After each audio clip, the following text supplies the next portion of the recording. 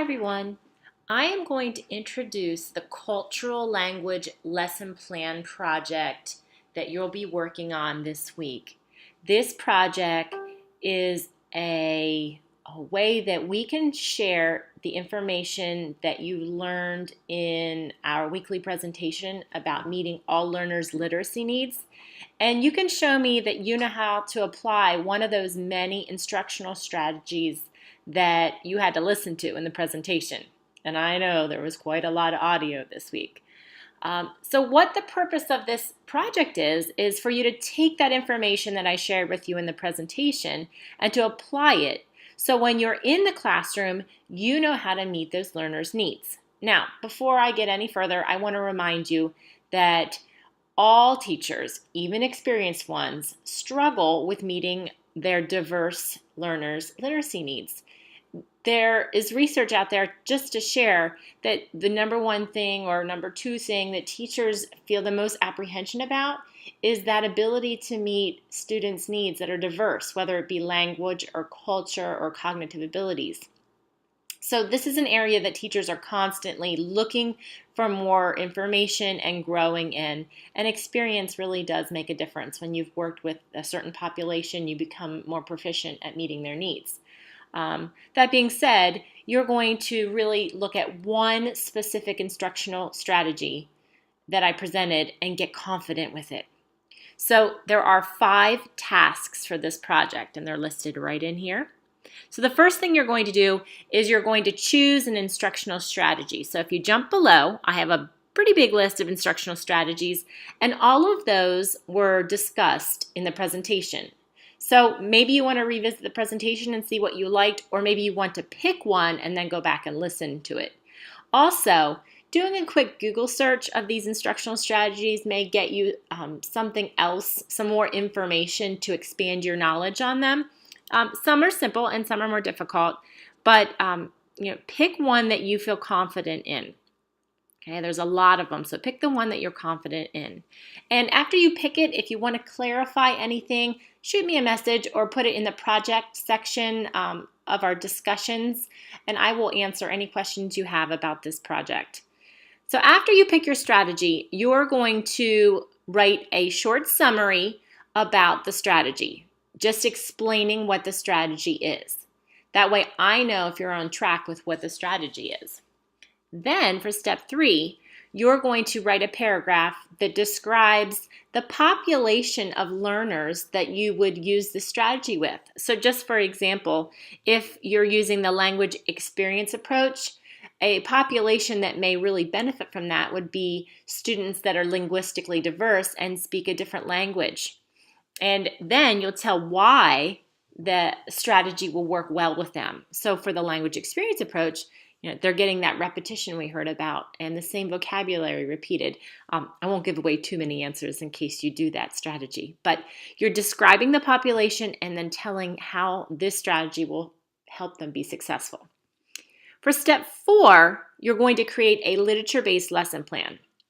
Literature-based just means you're going to attach a book to this lesson plan. It can be a book you read before the lesson as your intro. It could be a book that the students use during the lesson, or it could be a closure activity. But I want you getting in the habit now of integrating literature into everything you do, because our youngest learners, they need to hear stories several times a day. And unfortunately, schools are cutting this out because they feel like they don't have time.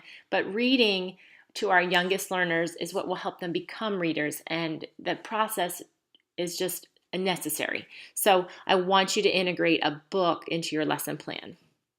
After you have your lesson plan created, you're going to post your lesson plan in a Word document or in a PDF form on Facebook. And then the reason why we do this is so you can see everyone's lesson plans, and the ones that you really connect with, you can save to a cloud, you can pin on Pinterest, you can keep a file that are printed even, but then you have everybody's lesson plans when it's time for you to teach that are connected to books, and that saves you a lot of time and effort. So that will help you out in the future. After you post the lesson plan, I do want you to scroll through and read at least 5 lesson plans that belong to your peers, and then make a comment, something that you like that they've done. It could be a question you have for them, but anything that you can do to kind of extend your understanding of that lesson plan. So those are your 5 main tasks. Right below this, I will show you in just a second, I've given you the lesson plan format, and it is Hack's lesson plan format, what we've been using. Most of you have used that before, and I have modified it slightly because I've taken out the extensions and the adaptations part, because this lesson plan is designed specifically for a diverse population. So I didn't think that was necessary. We will do a lesson plan with those components in later on in the semester. So those are your 5 tasks. There's your instructional strategies. And now I've kind of gone over this, the sharing directions. The only thing I need to remind you is that you're not teaching this lesson. You do not have to make any of the materials. All we need to see is the lesson plan. Here's the lesson plan format for Hack. You'll identify your name. You'll put a title on your lesson plan. The subject area should be either reading or writing, and you can even use English Language Arts, or ELA. That is what our state standards call reading and writing in Pennsylvania. Identify your grade level, and if you're choosing someone younger than pre-K, just put the age of the learners. Then the next section would be to go into the Pennsylvania state standards, and they have changed. I'm getting some feedback from you right now to see if you need some help in that area. But basically, you'll choose the standard area and write everything that it says, and then you'll choose the standard that belongs with it. And I'm going to have a separate video probably to go over that if you need help with that. I do not need anything for the curriculum alignment. I know sometimes our Hack lesson plan format has that. We're not using that for this modified plan. The next part is pretty standard in the lesson plan, and that's your objective. What do you want your students to learn? There's 3 parts to an objective. You should know this at this point, but if you need some help, there is a video on YouTube. One of the professors, Cindy Davis, has put together to go along with this lesson plan. So if you need help writing your objective, just check out that video. The duration that you expect this lesson to take should be listed here. Keep in mind you're probably working with a younger learner, so you want to keep it no more than 30 minutes probably. And then list the materials and equipment you'll need. And there's 3 bulleted materials, kind of things to address when it comes to materials and equipment. Make sure you've read all 3. I would like you, especially since we're working with culturally and linguistically diverse students, to look for 3 vocabulary words that you will introduce in the lesson. Just list the vocabulary words here, but remember, when you write the procedure, you need a step that talks about vocabulary. Otherwise, I don't know when you're going to introduce them. So connect your vocabulary into your procedure. And when we get to that procedure, please number them. It's real easy to scan down through and know what you have to do next if they're numbered. I just have 4 steps here for you when you think about that procedure. Number 1 should be your opening to grab the student's attention. Then number 2 reminds us that we need what does the teacher do in the lesson plan and what does the child do. Sometimes we use the words I do for the teacher, we do for when we're guiding them together, and you do for the child's part. And then within your step-by-step instructions of the procedure, you want to talk about the kind of strategies you're using. How will the students think and make connections? Will they explore, investigate? Whatever your strategies are, especially the strategy that you're working on specifically for this lesson plan, it should be described clearly. And at the end of our lesson, you're going to have a closure or a wrap-up. And how will you review or finalize the lesson? Now, there's 4 things listed under procedure. Your procedure numbering will probably be more than 4. It's step by step. And what I always tell my students when they're writing a lesson plan is, if you turn this lesson plan over to a friend who has never taught before, would they be able to do what you want them to do? A lot of times when we write a lesson plan for ourselves, we leave gaps or holes. because we know in our mind what we want to do. But when you write a lesson plan, it's very important that you are clear that you could hand this over to anyone.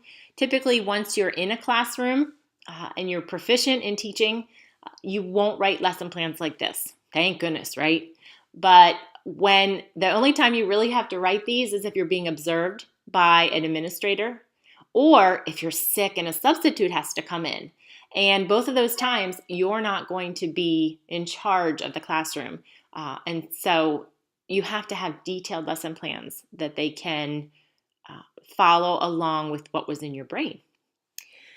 The assessment is very important because it wraps up the lesson and tells the teacher, did the students learn the material that you had listed in the objective?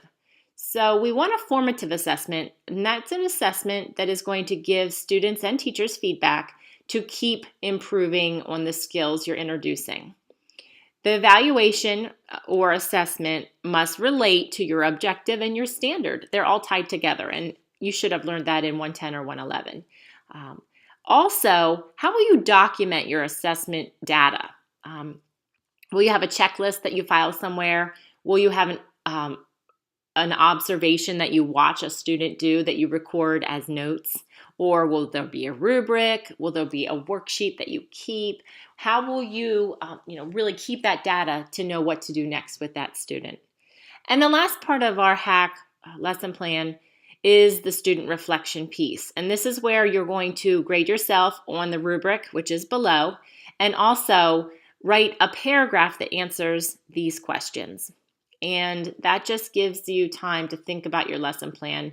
I know you're not teaching it, but what do you think will work? Where do you think you need to kind of hone in on next time you write a lesson plan? It's the rubric that you'll be graded on for this project.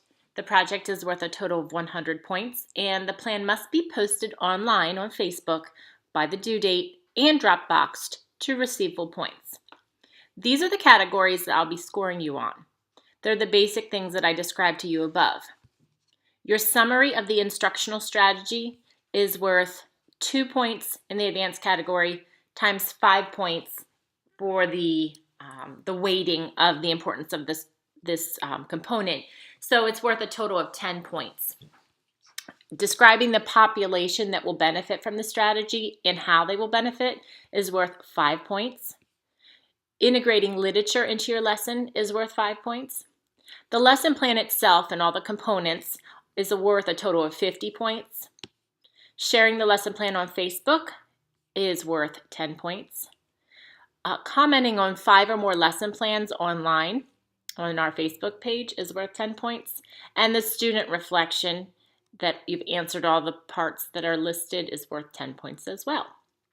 Now, I wanted to show real quickly one more file that will be in D2L. I have an example of this project for you because sometimes it's a little bit confusing.